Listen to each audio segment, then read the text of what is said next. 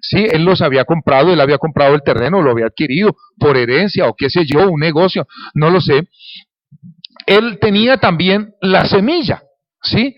Imagínense que puede tener un campo muy precioso, muy lindo, muy bonito, muy fértil, pero si no tiene semilla, pues de nada sirve. Entonces el padre de familia se dispone a sembrar la semilla. El padre de familia es quien ve por el sostenimiento de su familia, es quien tiene al cuidado a los suyos, es el que digamos el responsable de hacer que haya alimento para su casa. Y el mejor mecanismo, la mejor forma, hasta ahora no se ha descubierto otra, es mediante la siembra, la cosecha, la recolección de frutos, la preparación de alimentos, bueno, en fin. Pero el padre de familia es una persona de bien, es una persona encargada y dedicada a sus labores, como todo padre de familia, como una persona responsable.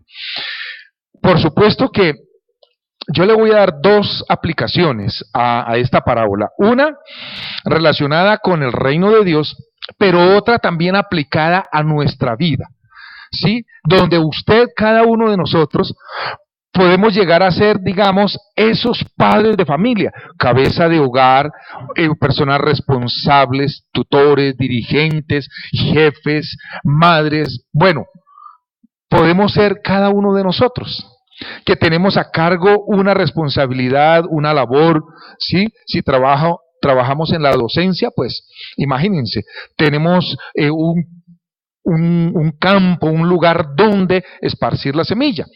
Si trabajamos como en una empresa, somos los dueños, los administradores, los jefes, ¿cierto? O estamos a cargo de una sección de un departamento, igual también aplica. Entonces voy a estar trabajando en los dos sentidos. Muy bien. Entonces el padre de familia es a quien le pertenece, quien ve por ese grupo, por esa familia, por su esposa, por sus hijos, ¿sí? Es el dueño del campo, pero es una figura de Dios, es tipo de Dios, ¿cierto? En primer lugar, ese es el primer personaje o el primer elemento que nos aparece allí. El segundo, el campo, ¿sí? Imagínense que él pueda tener semilla, puede tener mucho dinero, puede tener criados, pero si no tiene un campo, ¿dónde va a sembrar la semilla? ¿Dónde la va a depositar? Necesita de un campo. Entonces el campo le pertenece al padre de familia. Escuche bien, escuche.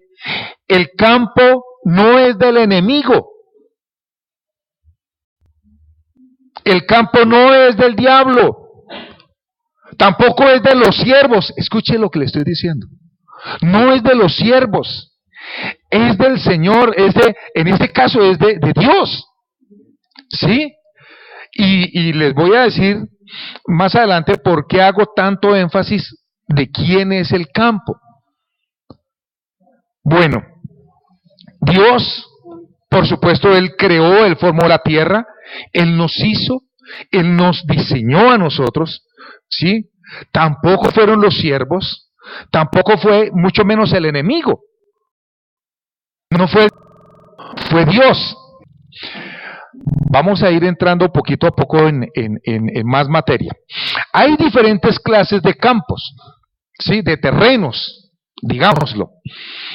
Está el desierto, ¿cierto? El desierto es un terreno, es una extensión, por supuesto en este caso de arena. Es muy difícil, casi imposible, la vida en el desierto. Alguna que otra plantación por allí logra prender, crecer, desarrollarse, ¿sí? Pero hay terrenos también rocosos, ¿sí? Hay terrenos rocosos. ¿A quién se asimila el campo en esta parábola? ¿Aló? A los corazones, a las personas, a los seres humanos, ¿cierto? A la iglesia, sí, como decía Farid. Entonces, hay diferentes clases de campos. Está el desierto. Hay personas que se les ha hablado, se les ha compartido, se les ha dado palabra, pero no, nada. Hay terrenos rocosos, ¿sí? Hay terrenos donde abunda en piedra, en roca. Hay terrenos demasiado húmedos. Yo pensaba, hay personas que lloran muchísimo, ¿cierto? O lloramos muchísimo, personas muy sensibles y por todo lloran. Entonces hay terrenos que son muy húmedos. Hay terrenos arenosos, ¿cierto? Donde hay arena, hay tierra, pero el terreno no sirve. ¿Por qué? Porque hay mucha mezcla de tierra y de arena, entonces no sirve para sembrar. Crece apenas lo superficial, el césped, el pasto. Hay terrenos pantanosos, ¿sí? Donde es muy difícil sembrar algo, o algo que pueda ser productivo, pero está el campo, la tierra fértil, que correspondería a nuestros corazones. Entonces, existen diferentes clases de terrenos. Así hay diferentes clases de personas, ¿sí? Hay personas que son muy abiertas, muy dispuestas. Hay personas muy sensibles. Hay personas que aprenden algo y ellos inmediatamente lo transforman, lo enriquecen, se benefician, sacan un usufructo de ello. ¿Sí? Hay personas que aprenden un arte con sus manos y de eso trabajan, de eso viven. ¿Sí? Aprenden una ciencia y la comparten, la imparten a otras personas.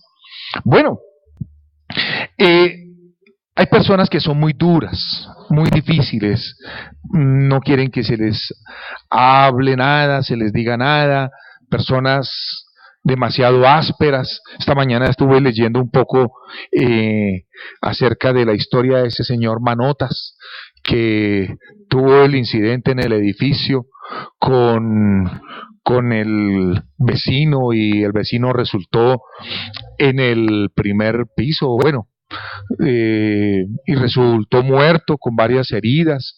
Entonces estuve leyendo y dice que los habitantes del edificio se habían quejado varias veces porque no se podía convivir con este señor. Hay personas difíciles, muy difíciles, ¿sí? Yo no estoy diciendo y no me estoy metiendo y no es mi competencia meterme a decir si ese señor es culpable o no es culpable. Yo no estoy diciendo, hago referencia a que los vecinos decían que era una persona muy complicada, muy difícil de tratar y que amenazaba de muerte a otros. Eso está todo en el periódico El Tiempo de esta mañana. Hay un reportaje bastante extenso. Hay personas muy ásperas, ¿sí? Y hay personas que son muy queridas.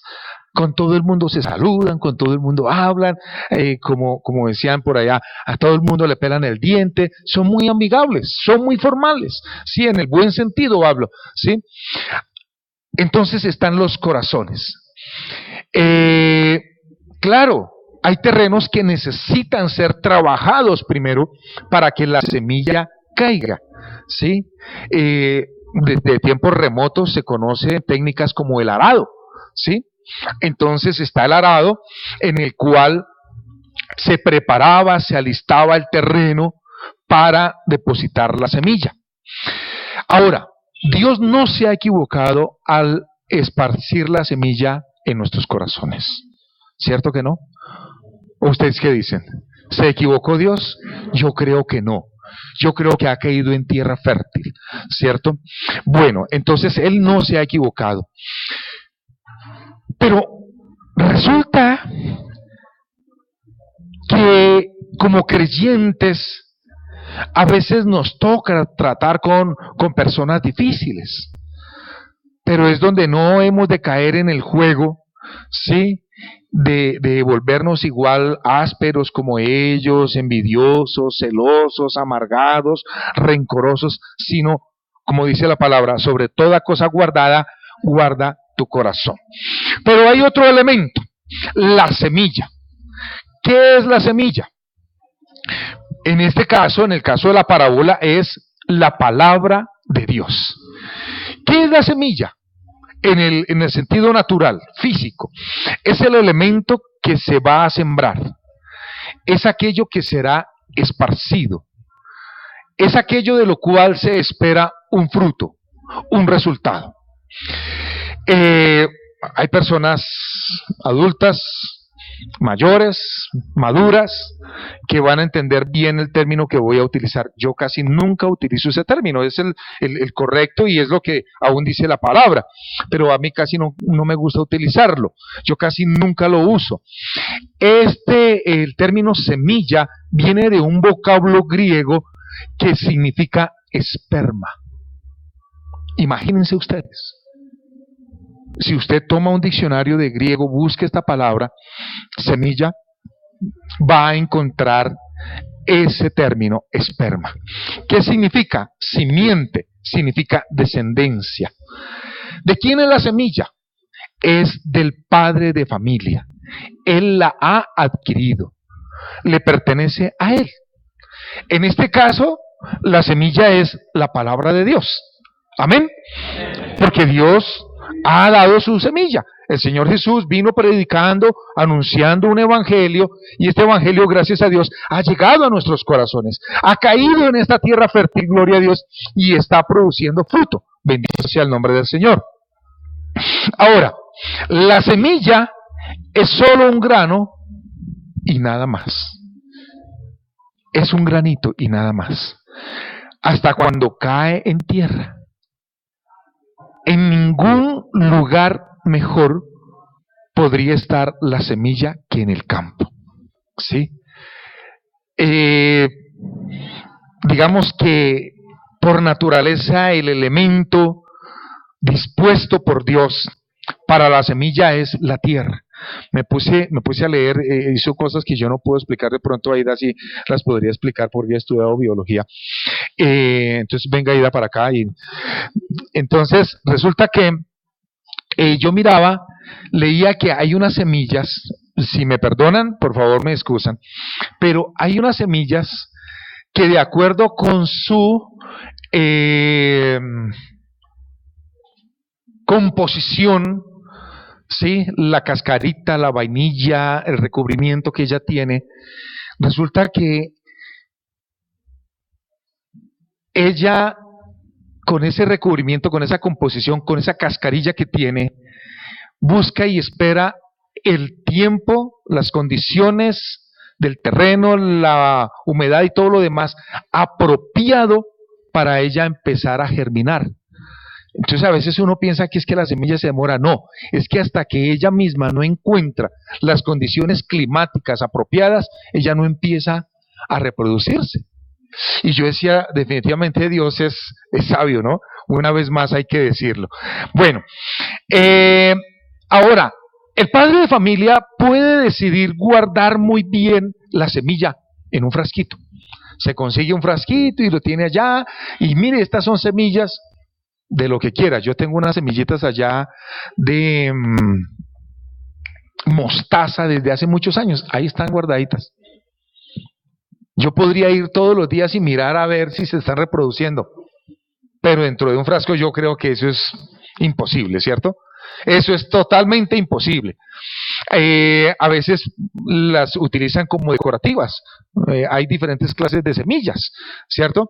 Y uno las puede tomar y guardarlas. Y pueden ser semillas escasas, pueden ser semillas únicas. Entendamos eso. Pueden ser semillas únicas. Usted viajó por allá, digamos, a China, al Oriente, y se trajo unas semillas de yo no sé qué cosas, ¿cierto? Y las trajo, y usted las tiene ahí guardaditas, pero no se atreve a usarlas, a sembrarlas, por A o B o C, y usted prefiere tenerlas allá guardadas. No deja que ellas se reproduzcan. Sí, uno puede decir, ahí tengo unas semillas. Usted puede decir, sí, gloria a Dios, yo conocí la verdad y el evangelio de nuestro Señor Jesucristo. Excelente.